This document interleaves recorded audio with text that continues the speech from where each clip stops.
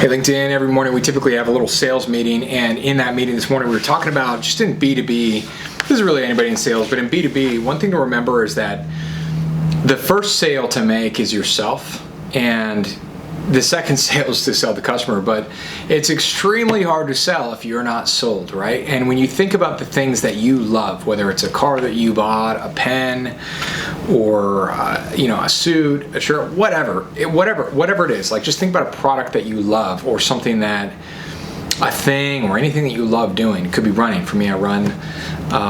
It's so easy to talk about those things, and you think about that as it relates to sales. Like, it's so easy to talk about the things that you love, that you're totally sold on. Maybe you have a car that you love, or a book, or whatever. Those things are easy to talk about, and it's because you are personally sold on those things. You love those things, right? And so when you look at, if you're doing sales, if you're in B2B and you're doing sales, sale one every single day is yourself, and you can't skip that. You have to go through the contract, or go through the work, or go through the platform, and go and resell yourself every day, and look at it and go, why is this great? Why is this awesome? Why do I love this? What's the use case? Because the second you don't get sold, and maybe you get hit with a customer complaint, or maybe something goes a little off, or you have a fire going on over here. And I gotta tell you, there's fires in every company, no matter the size. I've worked with companies that are 2 million, 10 million, 80 million, 100 billion. There's fires going on at all times, and in sales, you can get a little disaffected in some way, and it gets in your head, and then you're thinking, oh shoot, and then maybe it kind of knocks you off your game a little bit.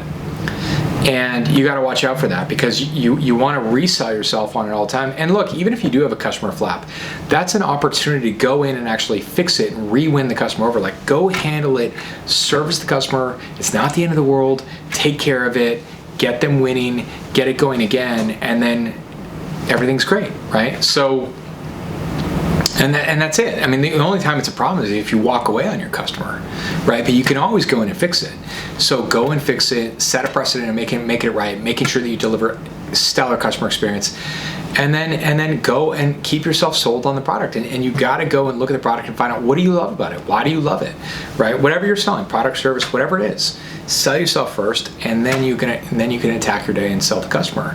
And you have to make the use case for, how does it help the customer? What can they do with it? And constantly be creating ideas and energy and innovation around your product or service of what you're doing. And if you do that, that enthusiasm is contagious, and you'll come up with ideas, and you'll come up with ways on how to use it, or how they can innovate, or I don't know what your product is. I just know for myself, I am constantly thinking about these things, and I totally geek out about a lot of things we do.